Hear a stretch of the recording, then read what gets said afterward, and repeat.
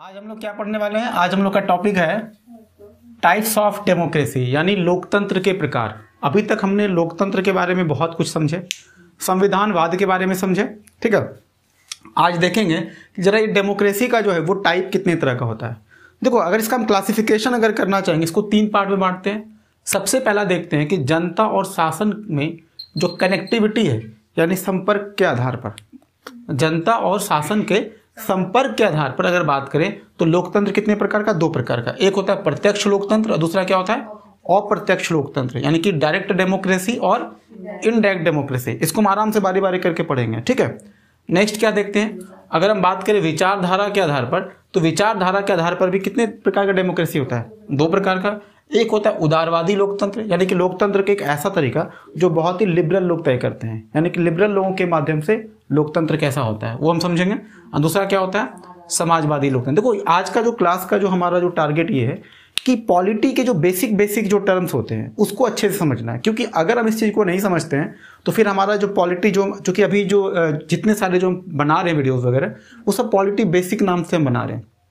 क्योंकि जब आपका ये टॉपिक अच्छा हो जाएगा, फिर तभी जाकर के जब हम पॉलिटी जब स्टार्ट करेंगे, जैसे एक तरह संवैधानिक विकास जब हम शुरू करेंगे, वहाँ से पढ़ने में मजा है, क्योंकि ये सारे शब्द हमको वहाँ पे देखने को मिलेगा। जैसे उदारवाद, समाजवाद, ये सब शब्द अगर हम पहले से परिचित होंगे तो वहाँ पर हमको क्या मिलेगा? बहुत पढ़ने में मजा आएगा और समझने में भी बेहतर होगा।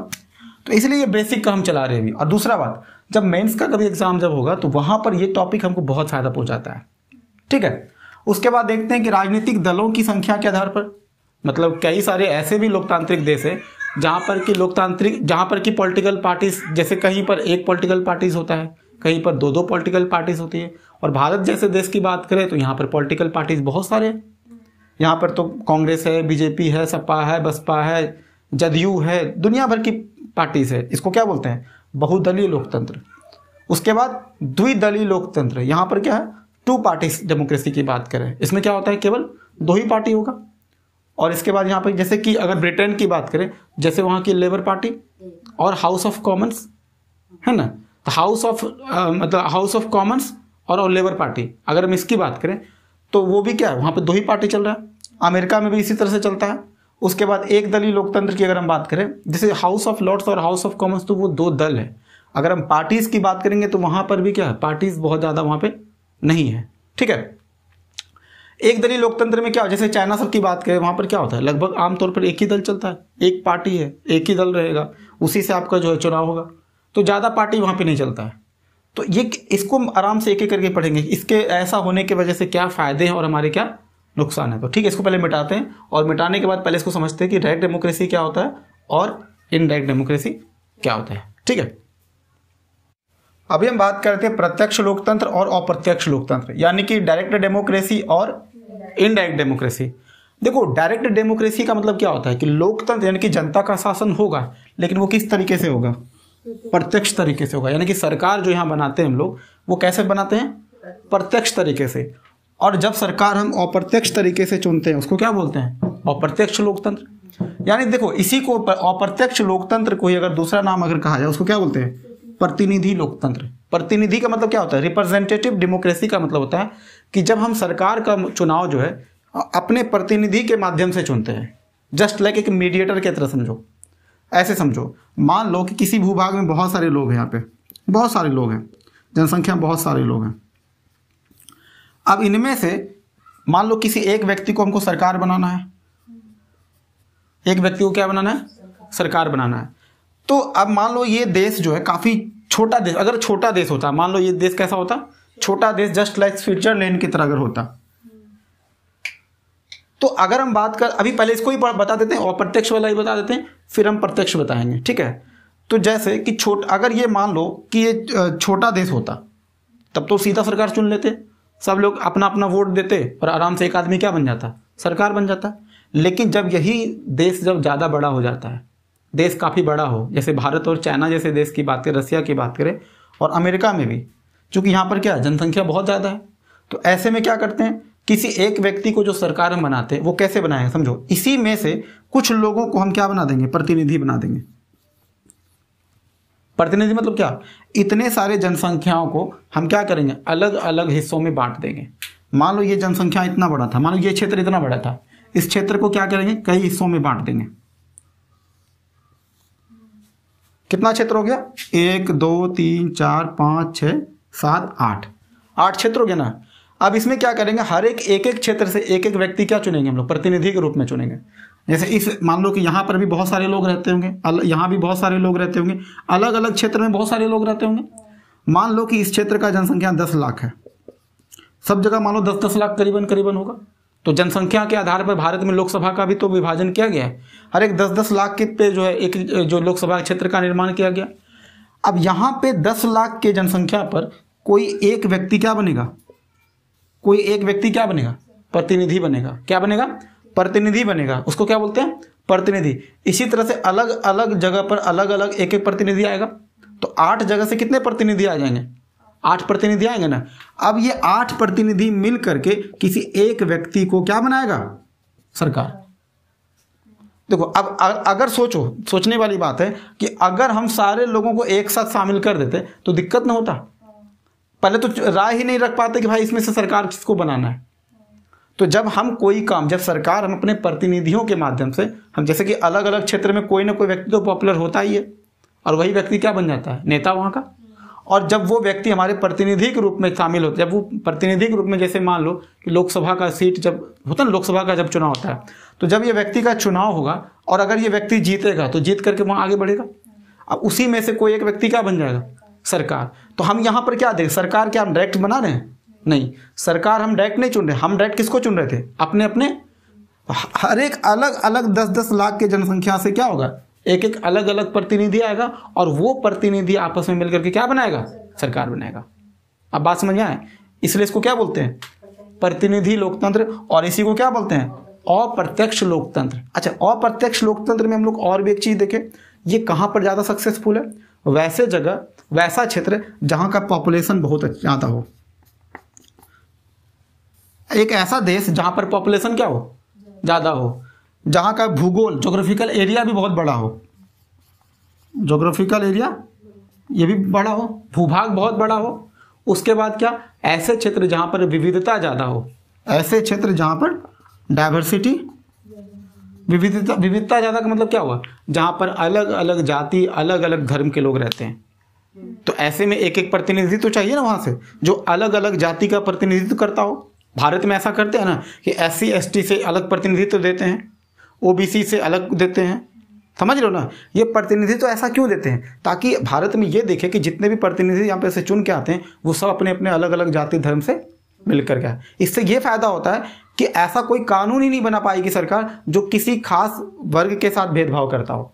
अगर मान लो कि कोई SC ST या OBC से, एग्जाम्पल के तौर पर जैसे मान लो मुस्लिम से कोई अगर प्रतिनिधि भारत में ना हो, सपोज दैट, और अगर सरकार मान लो कि यहाँ पे सिर्फ हिंदू के ही सारे प्रतिनिधि अगर आएंगे, हो सकता है वो मुस्लिम के खिलाफ कोई कानून पारित करा दे, हो सकता है ना। तो इसलिए क्या किए यहाँ पे अल्पसंख्यक के लिए अलग सीट रखे हुए, ताकि मुस्लिमों की तरफ से भी कोई प्रतिनिधि यहाँ पर चुनकर आए। और जब भी कानून बनेगा तो क्या करेगा, वही लोग कानून बनाने में वो हेल्प करेगा। कि कोई भी मतलब कि जब किसी खास जब मतलब वैसा कोई कानून जो किसी धर्म को टारगेट करता हो, वो कानून पारित नहीं हो पाएगा। तुम समझ रहे हो ना, क्योंकि सभी लोगों को क्या करना, हमको समेट के रखना, एकता को बनाए रखने के लिए, देश की अखंडता और एकता को बनाए रखने के लिए हम अप्रत्यक्ष लोकतंत्र को लाए हैं।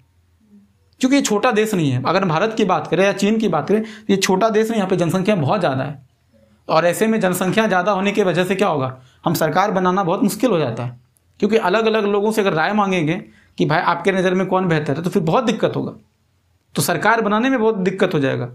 इसलिए बेहतर क्या, किसी अपने सभी लोग अपना अपना प्रतिनिधि बना लो और वही प्रतिनिधि मिलकर क्या करेगा, सरकार में जब भी वो प्रतिनिधि कोई भी फैसला करेगा तो क्या माना जाएगा, ये पूरा वर्ग जो है, ये पूरा क्षेत्र का वो मतलब की सहमति है।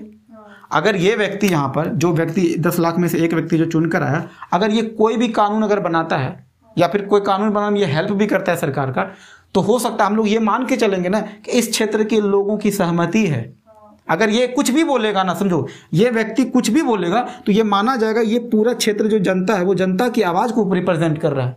ये किसको रिप्रेजेंट कर रहा है, जनता की आवाज को रिप्रेजेंट कर रहा है। यानी कि ये अकेला अगर कह रहा है, ये अकेला 10 लाख के बराबर ये बात कह रहा है। बात समझ में आ रहा है?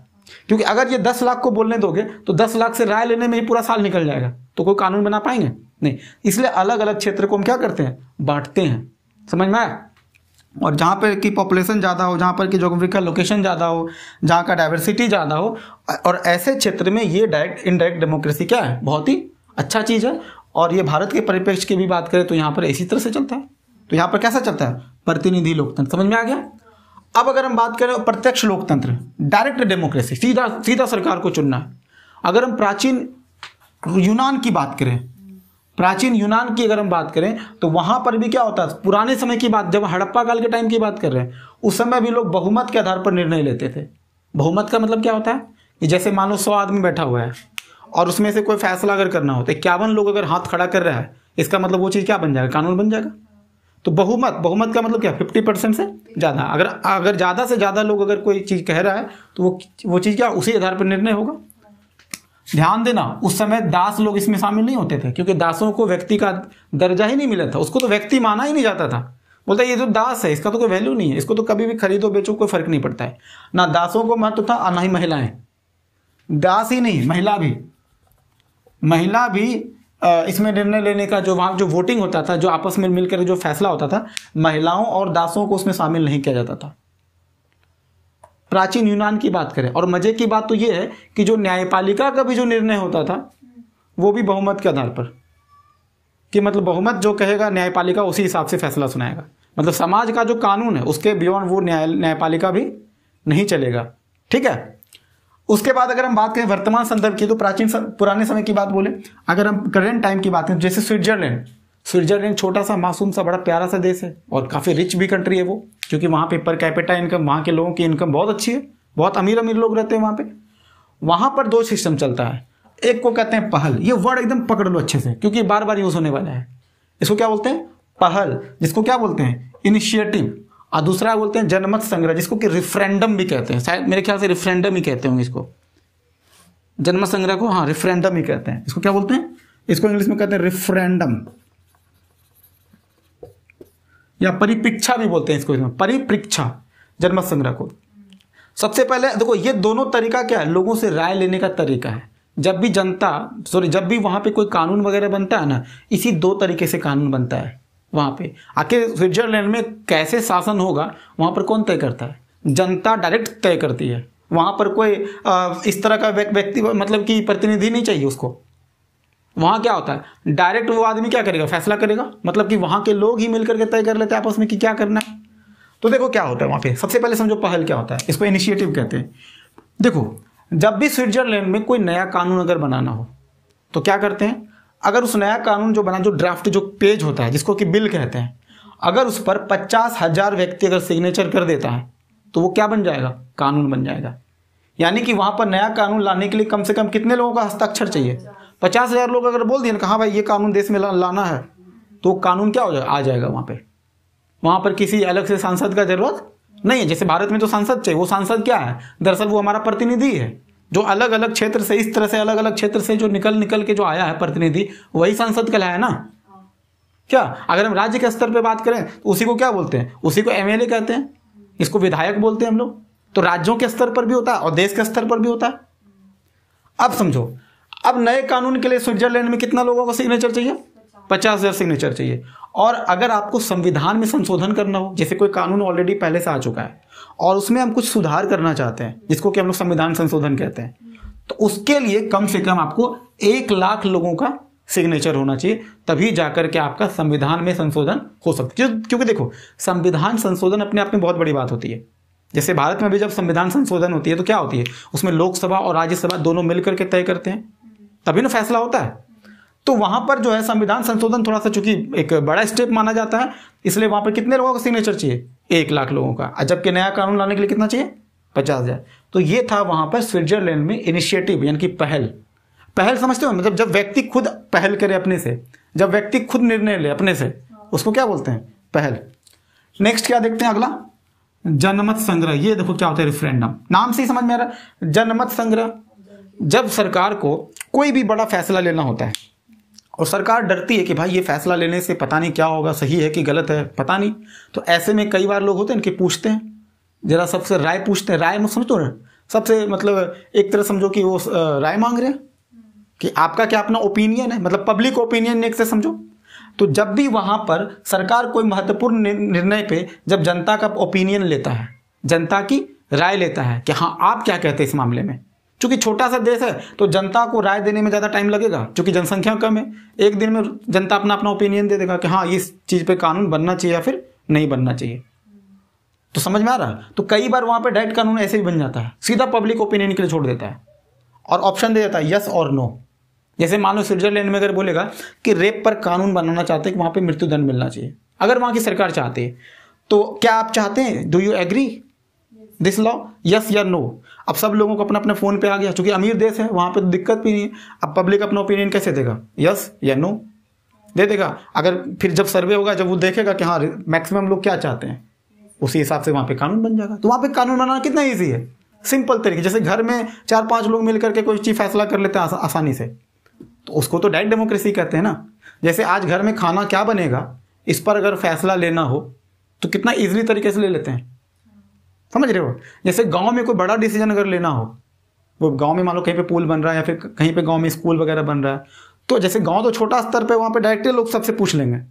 लेकिन अक्सर क्या होता है गांव में, जो गांव के जो गणमान्य लोग जो होते हैं, जो बुजुर्ग लोग होते हैं, 10 लोग 15 लोग जो होते हैं गांव के मेन लोग, उनको एक जगह बिठा दिया जाता है और एक आदमी आकर के बात कर लेता है कि इस गांव में ये स्कूल खोलना चाहते हैं, आपको कोई दिक्कत तो नहीं है? बोलेगा नहीं कोई दिक्कत नहीं है। मतलब क्या हो रहा है, गांव के स्तर पर जब लोग ओपिनियन लेना चाहते हैं तो कुछ लोग जो प्रतिनिधि बन के आते हैं, वो चीज़ क्या है, वो चीज़ इनडायरेक्ट डेमोक्रेसी है। लेकिन जब परिवार के स्तर की बात करते हैं तो वहां पर क्या होता है, डायरेक्ट डेमो। क्योंकि जब देखो बात वही है कि जहाँ जनसंख्या कम है, जहाँ पे विविधता कम है, जहाँ पे भूगोल कम है, यानी कि जैसे कोई छोटा देश है, तो वहां पर डायरेक्ट डेमोक्रेसी चल जाएगा। और जहां पर ये सब चीज़ ज़्यादा है तो वहां पे क्या चलेगा, इनडायरेक्ट डेमोक्रेसी। तो ये पूरा समझ में आ गया। तो जनता और शासन के संपर्क के आधार वाला ये वाला टॉपिक कंप्लीट हो गया, ठीक है।